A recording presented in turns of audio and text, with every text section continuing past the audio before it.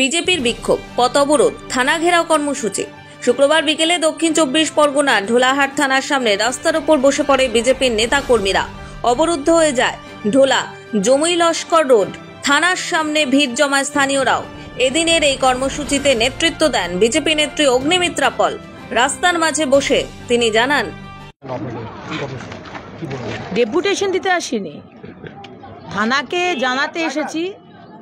আজকে দিনের পর দিন এই ইন্দ্রনারায়ণপুর স্কুলে সেখানকার যে প্রধান শিক্ষক স্বপন বারিক, তিনি সেই বিদ্যালয়ের ছোট ছোট বাচ্চা থেকে শুরু করে ক্লাস 7-8-এর বাচ্চা মেয়েদের গায়ে হাত দেয়। দুদিন আগে একটি মুসলিম ছোট্ট মেয়ে, মাত্র 10 বছর বয়স, তার সারা গায়ে হাত দিয়েছে। পুলিশ জানতো না দিনের পর দিন বিদ্যালয়ের ছেলে মেয়েদের গায়ে হাত দিচ্ছে এই তৃণমূলের আশ্রিত এই মাস্টার মশাই। এর আগেও তো বহু কমপ্লেন হয়েছে। সেখানকার ছেলেরা যদি প্রতিবাদ করে তাদের হাতটাকে এরকম মুড়ে দিয়ে মারা হচ্ছে, আর মেয়েদেরকে দুটো পায়ের তলায় বসিয়ে তাকে জাপটে ধরে মোবাইল দেখাচ্ছে এই হেডমাস্টার মশাই স্বপন বারিক। আজকে এখানকার তৃণমূলের বিধায়ক তিনি জানেন না, এখানকার যে প্রধান বোধহয় রবীন্দ্রনাথ বারিক না, রবীন্দ্রনাথ বেরা, তিনি আগের যে টিআইসি তাকে সরিয়ে দিয়ে এই স্বপন বারিককে বসিয়েছে। তার কাছে যখন কমপ্লেন করা হয়েছে, এই রবীন্দ্রনাথ বেরা টিএমসির প্রধান, তিনি বলছেন না না ওটা কোনো ব্যাপার না, ওগুলো সব মিথ্যে কথা। উপপ্রধান, তাহলে বাচ্চারা কি মিথ্যে কথা বলছে? আমরা আমাদের বাড়ির সন্তানকে বিদ্যালয়ে পাঠাই কি যাতে শ্লীলতাহানি হয়, মোলেস্ট হয়? আজকে মাস্টার মশাইরা মেয়েদের গায়ে হাত দেবে তার জন্য বাচ্চাদেরকে আমরা স্কুলে পাঠাচ্ছি? আজকে দিনের পর দিন কমপ্লেন হয়েছে, এই ঢোলা থানা, ঢোলাঘাট থানা কোনো অ্যাকশন নেয়নি। আজকে সকালে যখন জানতে পারলো যে অগ্নিমিত্রা পাল আসছে, আজকে সকালে আপনি অ্যারেস্ট করছেন, আর 3 দিন আগে আজকে এফআইআর হয়েছে। আপনি 3 দিনের মধ্যে অ্যারেস্ট করতে পারেননি? এত দিন ধরে কমপ্লেন আসছে, আপনি মাস্টারমশাইকে অ্যারেস্ট করতে পারেননি? আজকে মমতা ব্যানার্জির আমলে, এই তৃণমূল সরকারের আমলে 8000 প্রাইমারি স্কুল বন্ধ হয়ে গেছে, 8000।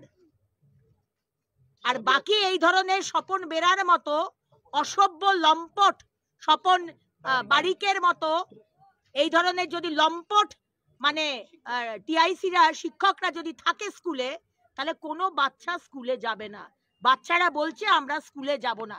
আমি আজকে গেছিলাম সেই ছোট্ট বাচ্চার বাড়িতে, এবং ফেরার পথে সেই বাচ্চাটিও বলেছে, এবং আরো অনেক স্টুডেন্ট আমার কাছে এসে কমপ্লেন করেছে, দিদি ভাই আমরা স্কুলে যেতে পারছি না, আমাদের ভয় করছে, আমাদের গায়ে হাত দেওয়া হয়, আমাদেরকে দুটো পায়ের মাঝখানে বসিয়ে হেডমাস্টার মোবাইল দেখায়। এই কোথাকার অসভ্যতা! বললাম তো আজকে অ্যারেস্ট হয়েছে, সেই কড়া ধারা দিতে হবে যাতে এনার চাকরি যায়।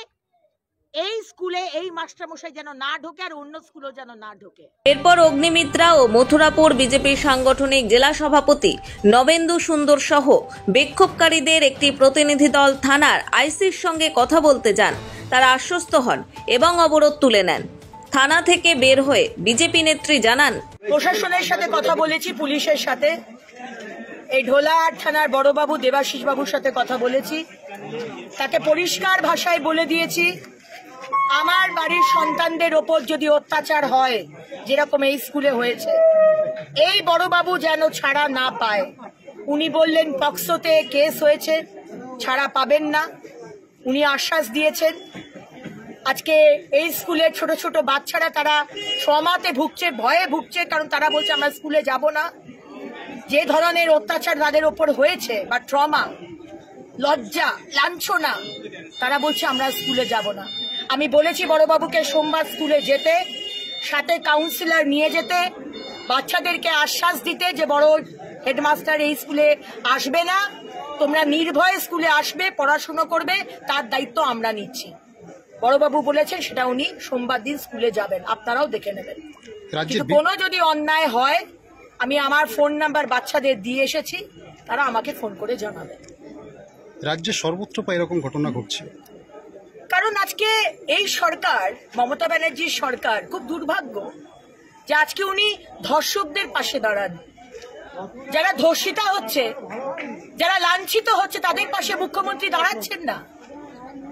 আজকে মুখ্যমন্ত্রী বলছেন যদি ধর্ষণ হয়, হাফ ধর্ষণ হলে একটা রেট, ফুল ধর্ষণ হলে আরেকটা রেট। আমরা দেখি ধর্ষিতা হওয়ার জন্য জন্মেছি এই পশ্চিমবঙ্গে। আজকে মমতা ব্যানার্জি বলছেন যেরকম জ্বর জ্বালা কাশি হয় সেরকম ধর্ষণ হয়। আজকে হিন্দু হোক, মুসলমান হোক, শিখ হোক, খ্রিস্টান হোক, কোন মহিলার সুরক্ষা আছে?